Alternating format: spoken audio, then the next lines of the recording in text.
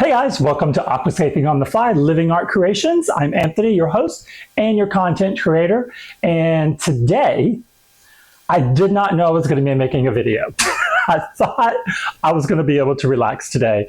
If you just saw the video I just dropped yesterday, it is the art install with like the 7 or 8 terrariums on my studio wall. And I did like 5 terrariums together. I did them as a group. 2 of them were larger and 3 were much, much smaller. And then used this gorgeous piece of bush that I found in a drainage ditch that's a blonde wood, which matches the wood that was in the vintage etched Art Deco bowl that we just did as an open concept terrarium. And so it's all been pulled together to make one display, and some of the terrariums are suspended. And so since they're glass, the branches are actually holding most of it together. Almost like when I did the Thrift flip terrarium where I took the rock and the limb and put, oh, I'm sorry, no, it was the one, it's the recycled candle terrarium where it's 3 little jars. So I kind of like built on that. I don't like to do anything boring. If I'm going to do something, I want to use my creative side to be able to take the hobby and enhance it further. That's the whole reason why I love doing this, because this is really where you can just kind of go crazy and people are going to love it or they'll hate it, but at least they'll have a reaction to it. So what I did today is I had to take something back to Hobby Lobby. And one of my supplies that I had ordered off Amazon for my pumps for a couple of the builds that I've just done, I ordered some fittings so that, you know, when you turn a corner or I need to tee something off, I'm not making my own splitters, you know, I can have them. And what I was sent is the wrong size. So I had to return that as well to a drop-off site. Well, while I was out, I thought, oh, guess what? I might as well just hit a few thrift stores. So I was in a different part of town, went to one, and here's my haul. It's right here at the table. Now, if you watch the video I just did, legit, I make a comment when I'm sitting here turning the terrarium so you can get a 360 view of it. I said, I need one of those server plates that rotates. Hello, right here. By the way, everything on this table, 5 items, $20. Done. Awesome. So look, rotates. So now I have a place to put whatever small terrarium I'm building on so you guys can see it. Okay, the box, I know, it's not going to be a terrarium. I don't know what I kind of thought about putting a terrarium in it, but I thought, no, I'm not. But okay, do you not love it? It has a hummingbird on this side, and it is got some scratches on the outside, no big deal, but it is a really nice, heavy lid, and it's a nice size box. So maybe we'll put some of our supplies in there. Okay, moving on. So we have this, which won't be a terrarium unless I find something creative to do with it, which I probably will. You know me, I'm going to do something with it. This one I really did love. Okay, I'm all about the height, so I carry my tape measure with me when I go out now. And what I loved about this is when I was measuring it, I thought, well, let me see how deep it is. Well, the tape measure goes all the way down. So I thought, oh, how cool is that? This is going to be our rock layer all through here. So you're going to see your rock up to here, and then you'll have your soil, and then your plant. I thought, oh, no brainer, that'll be awesome. So, okay. It's not going to be open. It is flat right here, so I can measure this. I haven't measured it yet. I guess I could put a disc up there. I just honestly use saran wrap, but for this I may do that. I don't know. Maybe not. Okay, this one has a tinge to it. Is flawless. Love the handle. It's heavy. It has a natural bevel, a slight bevel on all of the curvature. So it's not smooth. It's got just a hairline wave in it, and it's gorgeous. Now this was blue, and fortunately it's the kind of stuff that they always put it on the outside, because if someone were to use this for food safe, you know, I don't know, whatever that blue stuff is made of, I'm sure you're not supposed to eat it. Anyway, I was able to, what I always do is just usually scrub it with a SOS pad, and that's what I did on this. I let it soak in hot water soapy hot water, clean it, and then took an SOS pad to this, and it comes right off. So this is also the same shape as the antique tinted, real tinted green glass vase that we just did that came from the last series of consignment stores that I went to, the Angel's Attic. And it's one of the pieces that I said is super, super heavy. It's not even. It has a massive bevel in it. I mean, it's just gorgeous. And I just put a fern in it, and it looks amazing because the tint of the glass and the tint of the fern are complementary to each other. And I did that as a rock layer. So it's an open concept terrarium. So this matches that, but they're not going to be housed together. These two are going to go next to the fireplace, which you can't see because right now I've got stuff sitting over there off camera. Because you guys know, I've shared before, I'm in a little tiny place here. So when I do some filming, I got to shove everything out of the way so it looks like I live in a really clean place, which 99% of the time is not true. But anyway, that's just another story. Okay, this legit. Okay. The beauty is in the base. A nice bevel across the bottom of it.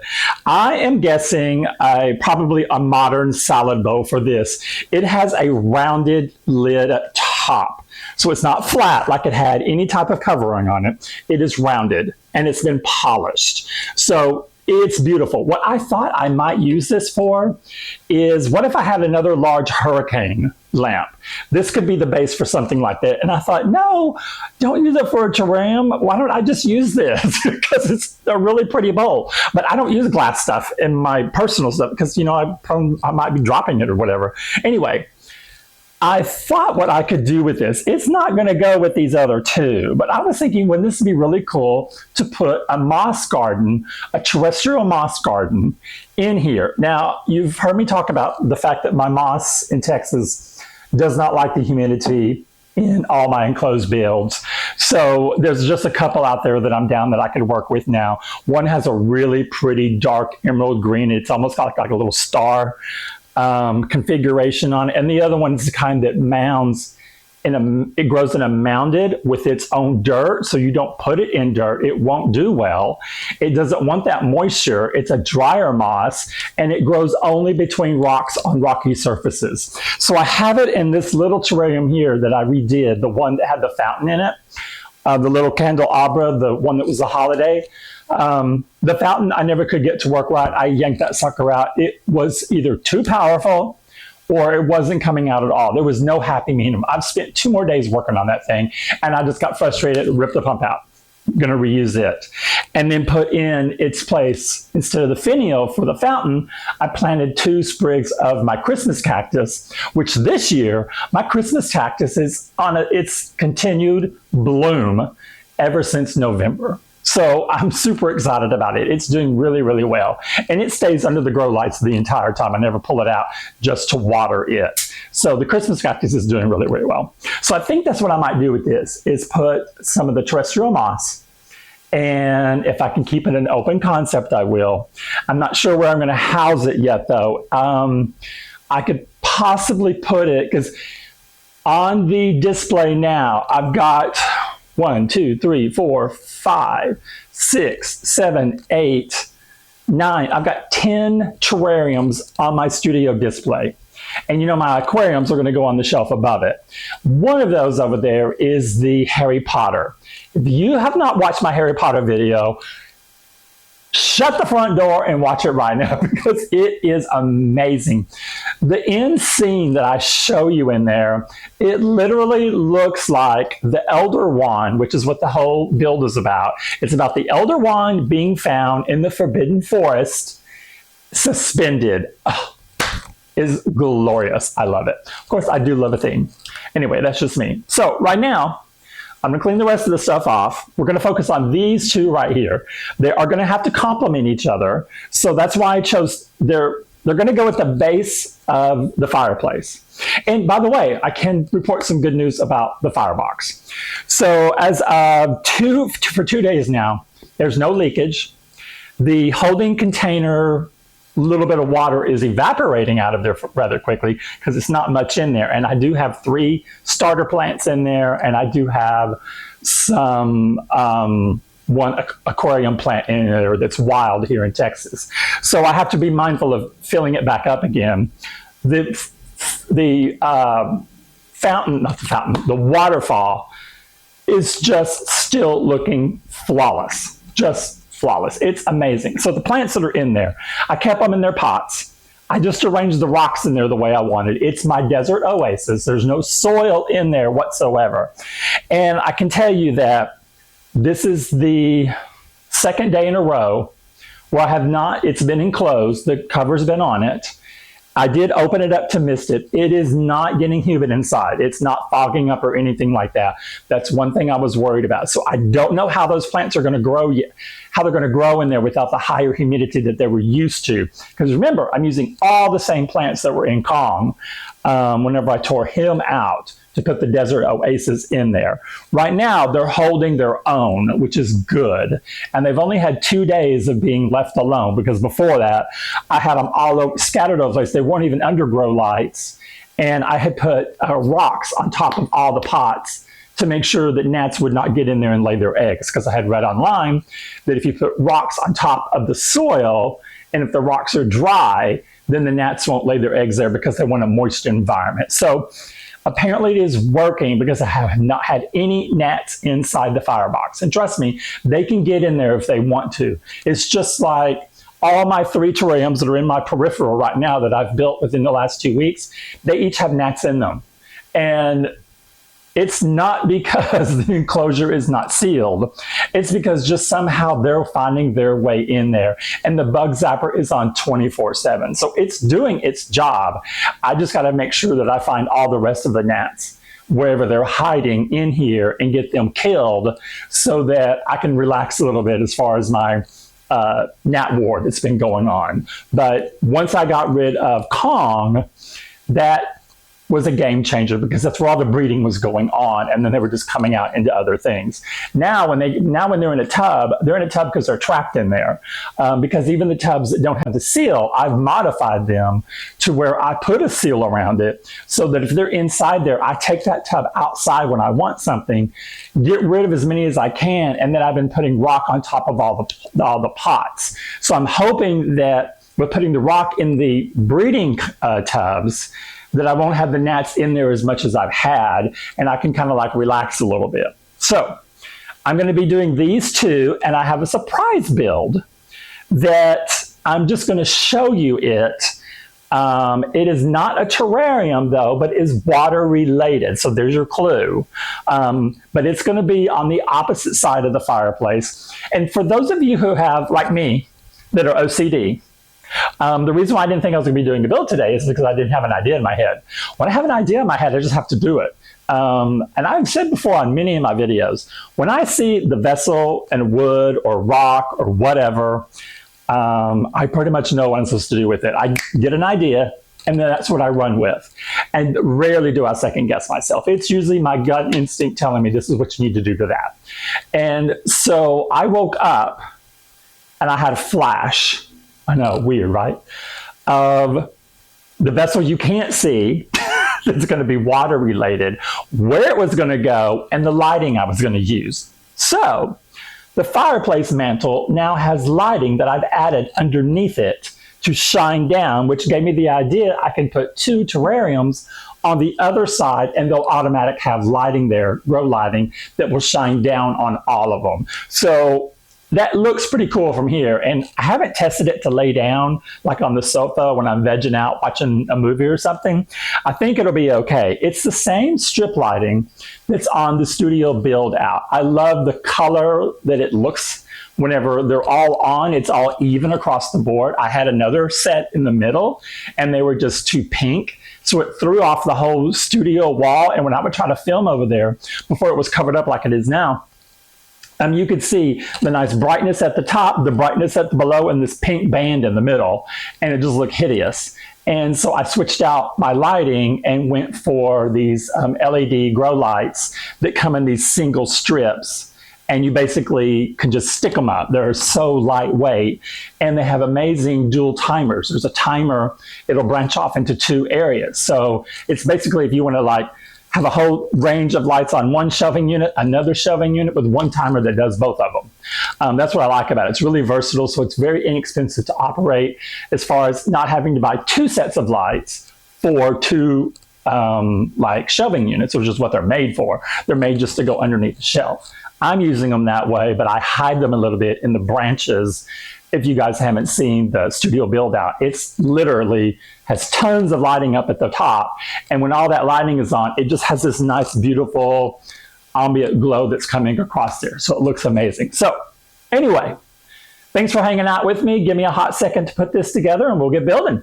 Okay, so we're back. As you can see, especially in this one, look, I told you, gorgeous. The rock layer in here looks really, really cool. And right at this level is where I put the barrier, and then we got our soil right there. Did the same thing for this one. The rock layer is at the base, and then you've got the weeping cloth, and then we've got the soil on top of it. It's already been wet down, and I decided I've got one of my larger prayer plants. Now, it's going to be too big for this one, so I am going to put it in here. It's probably going to be basically the only thing that's going to go in here. I might put like a little sprig of something else, but I don't want to overdo these, and I think I am going to go and look for a couple of mosses eventually to try, the ones that I've been having some luck with. But yeah, I don't want to force it. This one is growing just like one side, so I'm not sure if I want it to grow up. Yeah, let's do it up. Let's do it up. So I'm going to put it more into the one end.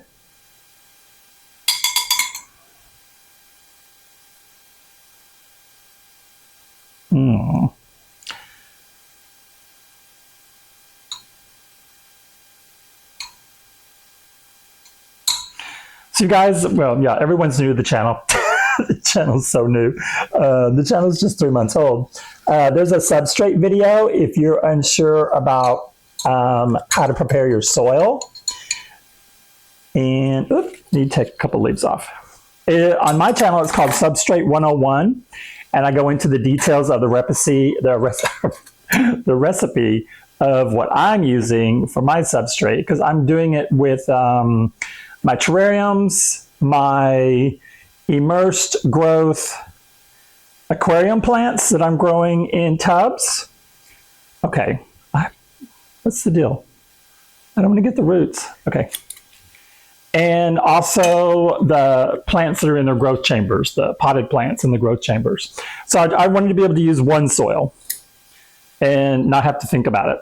So I'm just using one. Okay, should I take that last one because it's kind of in a weird place? Oh, maybe not. Let's see. Okay, the prayer plant, I think it's got beautiful color underside and on the top side. I've never had this plant before. I mean, I've always grown house plants, but you know, the more common ones. But this one, I love how it looks.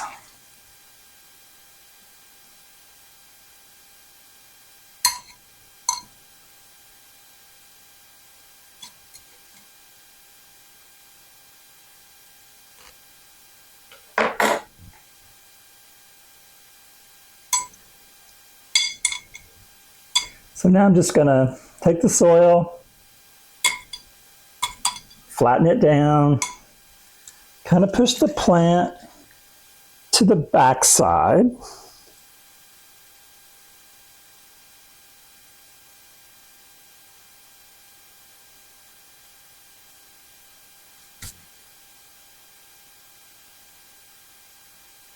Okay, for you guys,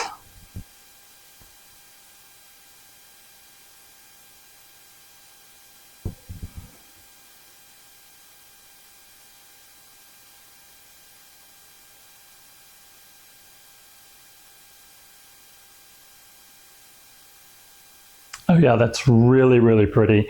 So maybe moss on both sides of that leaf, and that's about it. and not do anything else to it, because really the focus is that one plant.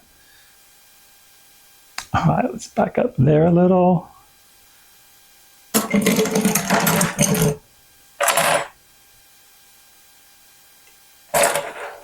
I've already put a pad under that so it wouldn't make that noise, but I think I need two. It's right in the center, and it's not quite high enough. An arrowhead, but that's what it is. It's the Glacier Rain, which has got a nice variation in the colors.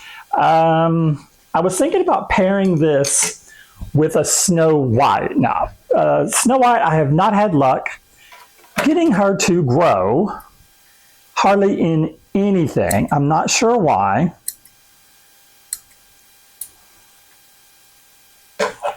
So I think I'm going to plant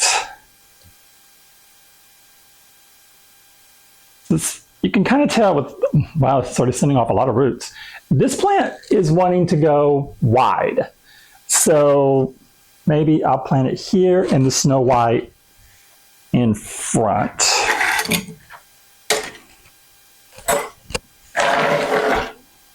So I have two of waffle plants. That's the Snow White.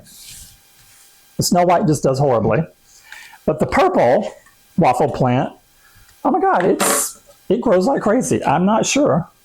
The Snow White is beautiful. When I did the Snow White build, it was because, well, yes, I put a wishing well in the arbor, and I used one tiny little red speck in the wishing well for the red apple, because I was doing a little interpretation of the Snow White, the original animated movie. But the first plant was the Snow White plant that I put in there.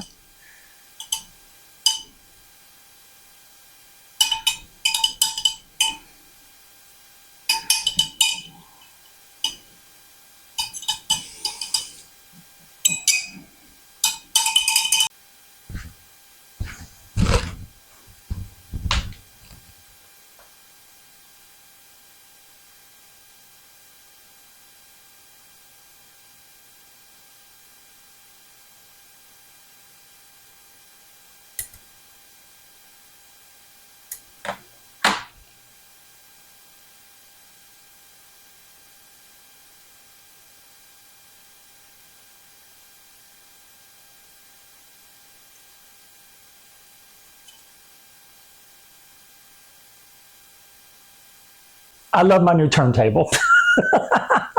And I think I pulled my vision together, because what I was going for, these are going to be right next to each other at the fireplace.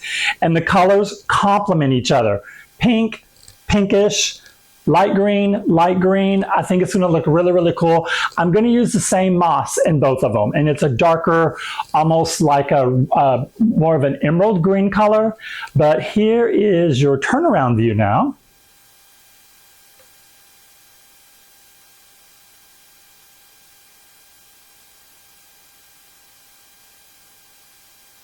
We'll have to see how these do.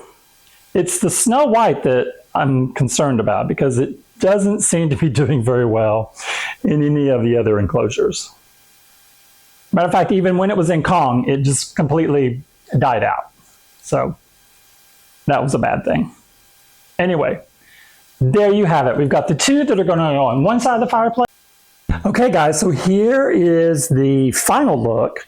I did go out and, as I was talking about, did a scavenger hunt, and I picked up this moss here. Now, this moss, for me, in Texas, does not like to stay wet, and it grows with its own dirt. So it could just be right on the rock. It will continue to grow in its own dirt. But if I put it in my tubs for the humidity, it just falls apart and it just dies. So I put it in these open terrariums, because now remember, this had a full gravel base first on top of the substrate. Then I planted the moss on top of that. And then I found these cool larger rocks to accompany that. So it's got the two plants in it. I cut the prayer plant back a lot, just so that it gives everything in there a chance to, you know, do what it's going to do. And then on the top piece here, The one thing that's giving me trouble already is Snow White. And you can look, that's the little purple. She is not looking so great. I don't think she's going to make it, but we'll see. I'll keep her in there and I'll keep spraying her down with water. But I did the same thing. I added the moss that I know will grow well, and then put some larger rocks that I foraged with today. So this was like a last minute addition, and I think this looks super amazing. I hope she makes it. If she doesn't, it's okay. I can put something else really, really little in there. This is all about balance though. This is going to go on one side of the fireplace at the base. And remember, I don't have much space there. My fireplace is the trim around it is not very generous. So I don't have a lot of space to be able to place anything there, but I'm going to. My surprise was supposed to be I was working on a vase fountain, just the fountain itself. But I could not get, I got the vase drilled so I could run the water line into it, but I haven't found the perfect piece. I have a bowl that I wanted to have the pump in, but I haven't found what I need to give the height from the bowl to the vase so that it'll look balanced. So I'll keep working on that. Or I may just use the bowl with the rock in it with a fountain and just have a small little bubbling fountain in there. So I'm not sure yet. But anyway, I'll play around with that. So thanks for hanging out. I hope you guys enjoyed the shelf.